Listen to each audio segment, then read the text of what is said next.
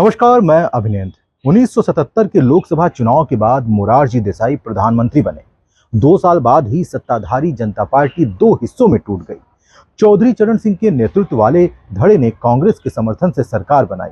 यह देश में गठबंधन का पहला प्रयोग था जो महज 23 दिन ही चला। 9 जून को देश को नई सरकार मिल गई। वाराणसी से सांसद चुने गए नरेंद्र मोदी लगातार तीसरी बार प्रधानमंत्री पद की शपथ लेंगे। नरेंद्र मोदी के पहले 2 कार्यकाल में भाजपा को स्पष्ट बहुमत था। इस बार उन्हें गठबंधन की सरकार चलानी है। यह पहली बार है जब मोदी गठबंधन की सरकार चलाएंगे। इससे पहले 2001 से 2013 तक मोदी गुजरात के मुख्यमंत्री रहे और 2014 से 2024 तक प्रधानमंत्री रहे, तो भाजपा की बहुमत वाली सरकारें रहीं। देश के संसदीय इतिहास में 10 साल बाद फिर से गठबंधन सरकार का दौर लौट रहा है, जब किसी एक दल को स्पष्ट बहुमत नहीं है। आइए जानते हैं कि देश में कब कब इस तरह की सरकारें बनी, गठजोड़ वाली सरकारें कितने समय तक चलीं सबसे ज्यादा, और सबसे कब गठबंधन की सरकारें कब चलीं।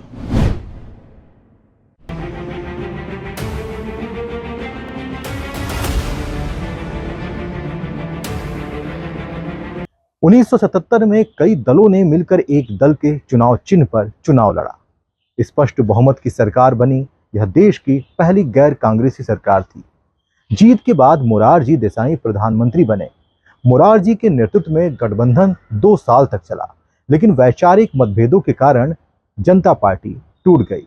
सरकार के गृह मंत्री रहे चरण सिंह ने पार्टी से अलग होकर जनता पार्टी सेकुलर बनाई। कांग्रेस पार्टी के बाहरी समर्थन से चरण सिंह प्रधानमंत्री बने। यह देश में गठबंधन का पहला प्रयोग था। यह प्रयोग केवल 23 दिनों तक ही चला। 28 जुलाई 1979 को चरण सिंह सरकार ने शपथ ली।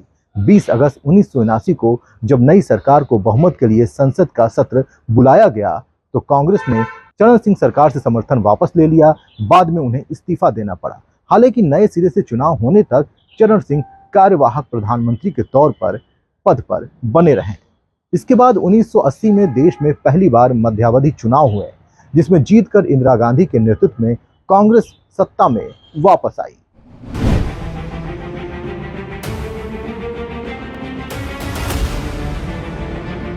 उन्नीस सौ 1980 के लोकसभा चुनाव के करीब 9 साल बाद देश में एक बार फिर गठबंधन सरकार वाला दौर लौटा। 1989 में देश में लोकसभा के चुनाव हुए, जिसमें राजीव गांधी के नेतृत्व वाली कांग्रेस को हार का सामना करना पड़ा।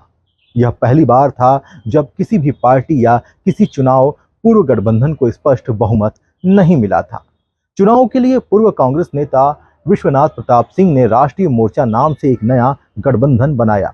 वीपी सिंह के नेतृत्व वाले जनता दल ने 143 सीटें हासिल की। वीपी सिंह को भाजपा और लेफ्ट ने बाहर से समर्थन दिया। वहीं डीएमके, एजीपी और टीडीपी जैसे दल सरकार का हिस्सा बने रहे। इस तरह कुल 280 सांसदों के समर्थन से वीपी सिंह प्रधानमंत्री बने। वहीं 194 सीटों वाली सबसे बड़ी पार्टी कांग्रेस विपक्ष में बैठी। वीपी सिंह की यह सरकार 1 साल भी नहीं चल सकी। 1990 में वह वक्त था जब अयोध्या में राम मंदिर के लिए आंदोलन चरम पर था। इसी आंदोलन के दौरान भाजपा के सबसे बड़े नेता लाल कृष्ण आडवाणी को अयोध्या में राम मंदिर बनाने के लिए देशव्यापी यात्रा निकालनी पड़ी। इस दौरान उन्हें बिहार के समस्तीपुर में गिरफ्तार कर लिया गया था। इसके बाद भाजपा ने वीपी सिंह सरकार से अपना समर्थन वापस ले लिया। इस सियासी घटनाक्रम के बाद एक और गठबंधन सरकार बनाने की कवायद हुई। इसी कड़ी में राष्ट्रीय मोर्चे का हिस्सा रही जनता दल 2 धड़ों में बंट गई। जनता दल के वरिष्ठ नेता चंद्रशेखर नवंबर 1990 में कांग्रेस पार्टी के बाहरी समर्थन से वीपी सिंह के बाद प्रधानमंत्री बने। चंद्रशेखर की सरकार भी चंद महीनों बाद ही गिर गई। 1991 में नए सिरे से आम चुनाव कराए गए, जिसमें कांग्रेस फिर से सबसे बड़ी पार्टी बनकर उभरी। चुनाव नतीजों के बाद कांग्रेस नेता पीवी नरसिम्हा राव जनता दल के बाहरी समर्थन से प्रधानमंत्री बने। इस चुनाव में कांग्रेस को 244 सीटें मिली और वह बहुमत के आंकड़े से दूर रह गई। नरसिम्हा राव ने 5 साल तक अल्पमत की सरकार चलाई।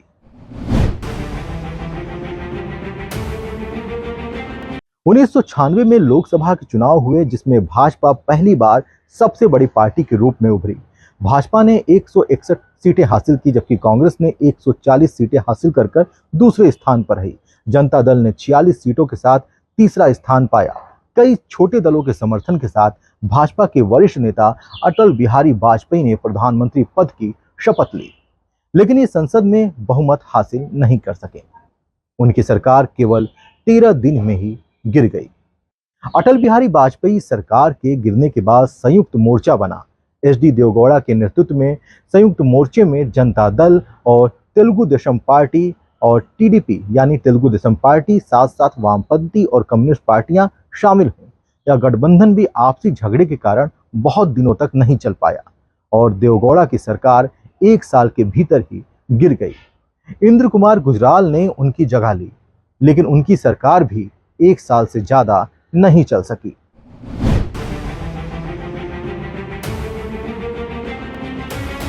उन्नीस के लोकसभा चुनाव में देश ने एक बार फिर एक गठबंधन सरकार बनाई। 1998 के चुनाव में अटल बिहारी वाजपेयी ने नेशनल डेमोक्रेटिक अलायंस यानी एनडीए नाम से गठबंधन बनाया, जिसमें शिवसेना और एआईडीएमके जैसी पार्टियां शामिल थीं। यह सरकार 13 महीने तक ही चली। उसके बाद एआईडीएमके ने समर्थन वापस ले लिया। इसके बाद नए सिरे से चुनाव हुए। इस चुनाव में भाजपा ने 182 सीटें हासिल की। 299 सदस्यों के समर्थन के साथ वाजपेयी ने तीसरी बार प्रधानमंत्री पद की शपथ ली।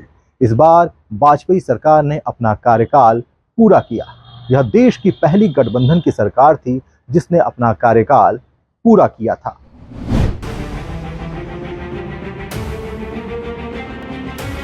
अपना कार्यकाल पूरा करने के बाद 2004 में एनडीए को झटका लगा। इन चुनाव में सोनिया गांधी के नेतृत्व में कांग्रेस सबसे बड़ी पार्टी बनकर उभर गई। इसके बाद संयुक्त प्रगतिशील गठबंधन यानी यूपीए नाम से देश में एक नया गठबंधन बना। पहले यूपीए सरकार में मनमोहन सिंह को प्रधानमंत्री चुना गया, जो वित्त मंत्री भी रह चुके थे। मनमोहन सिंह के नेतृत्व में यूपीए गठबंधन को 2009 के चुनाव में दूसरे कार्यकाल के लिए भी चुना गया। एक बार फिर कांग्रेस ने 2009 से 2014 तक गठबंधन की सरकार चलाई। करीब 10 साल बाद देश में एक बार फिर गठबंधन सरकार बन रही है, जिसके मुखिया नरेंद्र मोदी हैं। धन्यवाद।